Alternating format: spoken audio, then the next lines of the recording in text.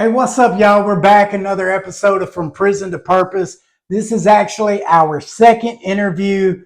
I am totally stoked because I've known Brandon Birdsong for a long time. I personally witnessed some of the things that he lived through, that he went through. He emerged a better version of himself. This was by popular request. You guys were like, hey, we want to see Brandon. I know who Brandon Birdsong is, but it's time for you to learn who Birdsong is. They called me the son of a Don, but I was just a man trying to find my purpose in life. I struggled with addiction from a young age. I started dealing with physical, emotional, and mental abuse through my mom's ex-husband. I can remember him daily abusing me and my mother. At the age of 12, my mom left him and I ended up in the streets of North Little Rock with my mother, and she was battling crack addiction. Remember vaguely nights sitting in truck stop parking lots, trap houses, waiting on my mom to get through prostituting herself to feed her habit.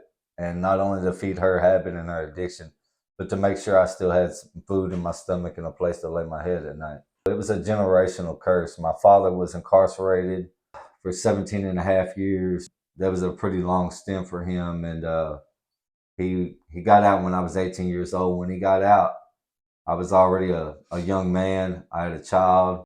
He didn't know how to be a father. And I felt like I had to earn his respect somehow, some way.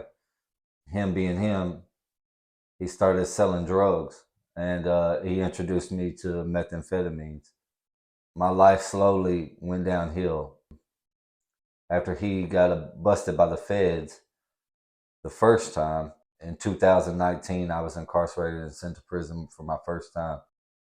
When I got out of incarceration, I tried to do right for a while. I got in a little bit of trouble and went back to prison for another year. Got out of prison. I ended up having another child, Kylie. I was in and out of addiction, in and out of relationships, always battling with addiction because I was always trying to suppress all these emotions and feelings and all the hurt and abuse and trauma, childhood trauma. You know, I still deal with it daily.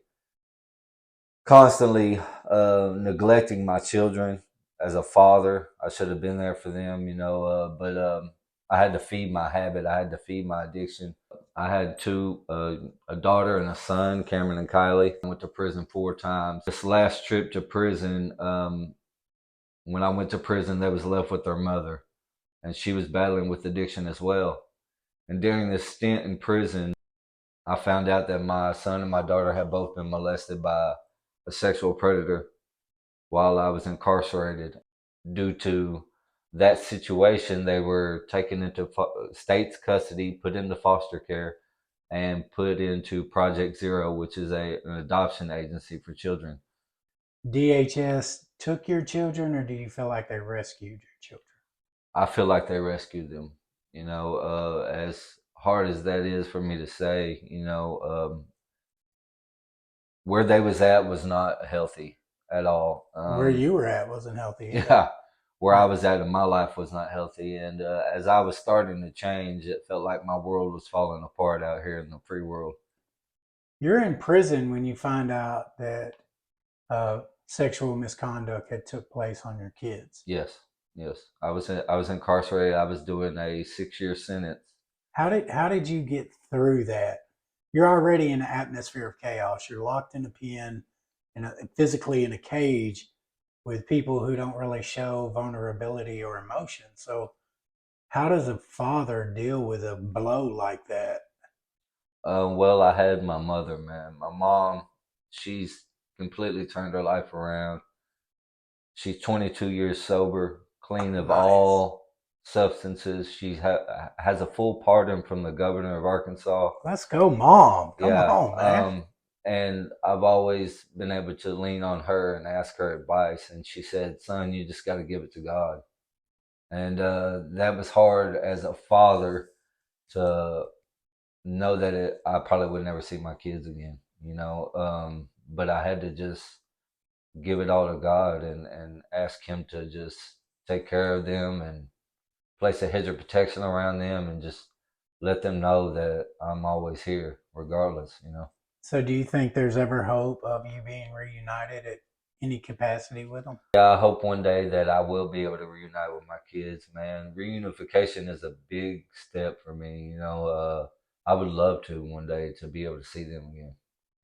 Yeah. So you mentioned your dad's federal trip the first time. So when your dad, who by the way, I know your dad, right? Like really well. Your Yes. dad and my Yeah. dad were pretty close. And so when I came home from prison, your father actually was already free Yeah. and had major influence on a younger Jimmy. And it wasn't good influence. No, sir, it wasn't. And so I can only imagine uh, the desire to connect, right? Like in Yeah. the lifestyle that he lived, it seems like you're saying that you had to do negative, destructive, counterproductive stuff to connect with him.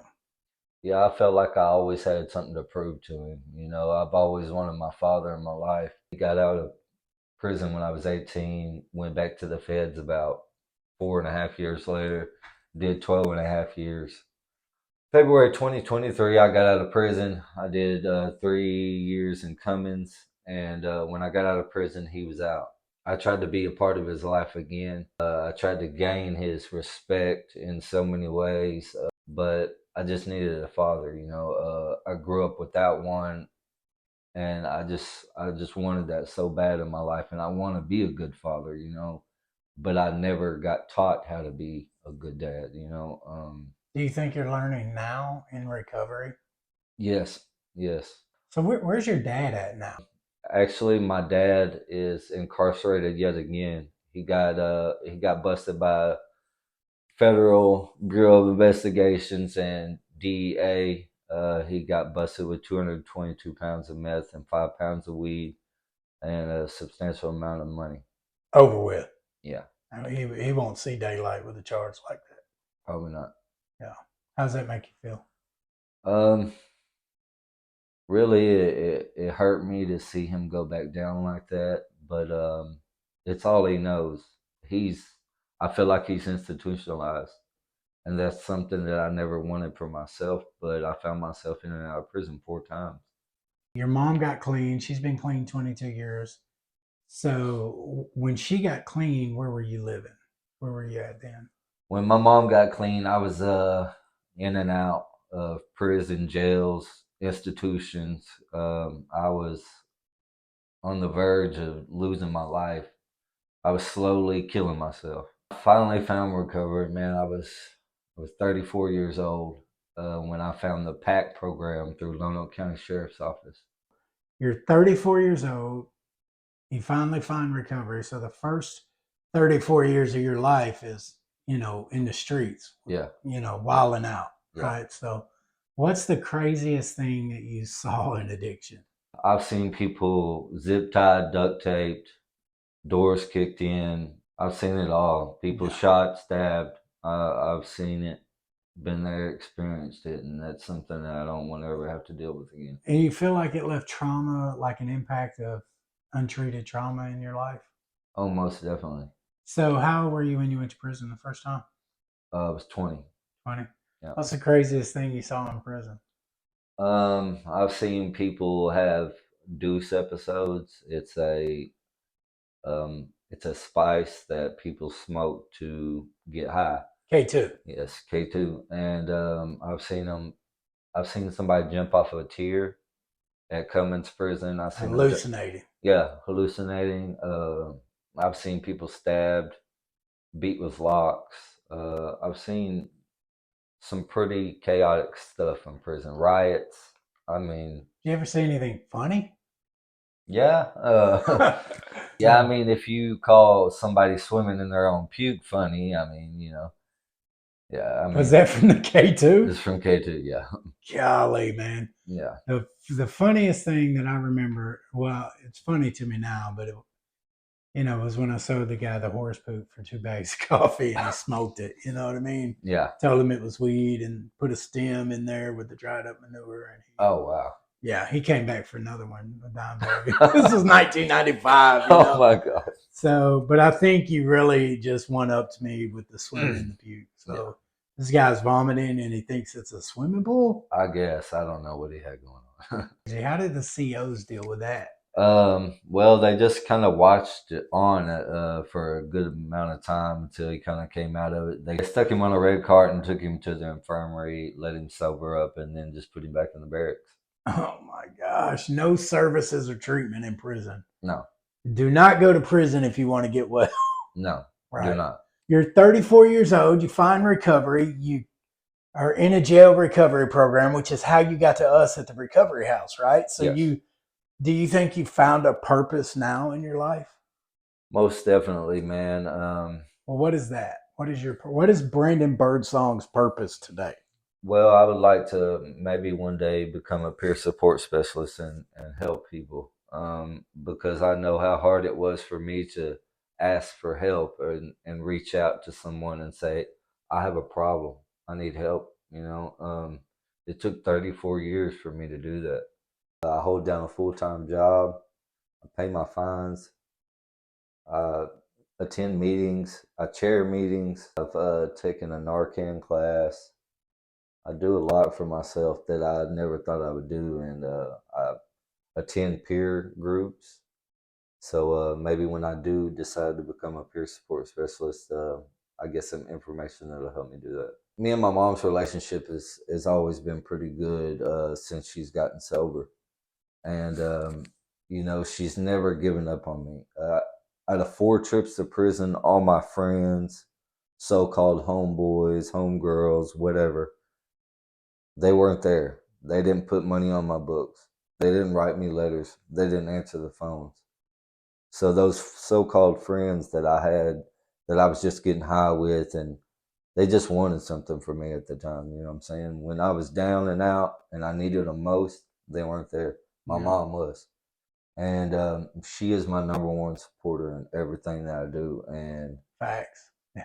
yeah, like she cheers me on daily. Yeah. Like I get text messages Me too. throughout the day. Son, you got this. Son, you got this. Yeah. She has a bachelor's and associate's and a master's degree. Yeah. She's, like I said, she's completely turned her life around for the better. And you said earlier that she was cracked out, prostitution, all the things. Oh yeah. And now she's got a master's degree with Yeah. 22 years clean. Yeah. That's a message, man. Yeah. So how long have you been clean now? 9 months and 5 days. Wow, that's amazing. What's your favorite thing about recovery? My favorite thing about recovery is seeing people that I was in addiction with doing the same thing that I'm doing. Yeah. Or asking for help, trying to reach out to people like me and say, hey, how can I get what you got? Yeah, it almost makes you feel like everything that you went through had a purpose, Yeah. a meaning. It's no longer wasted, right? Like, right. Recovery gave all of that a reason. Right. I feel like everything that I went through made me the man I am today. I had to go through the trenches, but I feel like I'm where I need to be. I mean, I wouldn't change nothing for the world. What's next for Brandon? Now that you've found a life of recovery and you have a recovery pathway that works for you, you're free from all criminal stuff. What's on your agenda? I got some goals set. I'm trying to get a house, a car. I want to be able to get 2 years clean, and I would like to maybe one day get a pardon myself. Is there a special somebody? You know what I mean? Well, her name's Amy, and she's also in recovery. Nice. She's working on a psychology degree. She's got goals. She has some of the same. She has some of the same wants that I do. She wants to be clean and sober. She wants to have a family. She wants a house. She wants to be able to just live a normal life like we should have 10, 20 years ago. Dude, you literally just told Chelsea and I's story. Like, I had 9 months clean when I met her, and she was graduating with a degree in psychology. That's crazy. Yeah. And you met her at the coffee pot. At the coffee pot in a recovery meeting. Well, she actually threatened me. Did Amy threaten you? No, I met her at a fireworks show.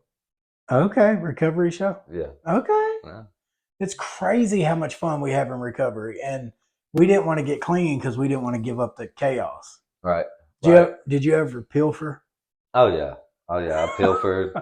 Man, look, I had flashlights, headlamps, all types of stuff, man. Bro, I cannot see you running around in the middle of the night with a headlamp. Dude, I would drive at night with sunglasses on. That's insane. Facts. Did you ever try to untangle phone chargers for hours? Hours. Yeah.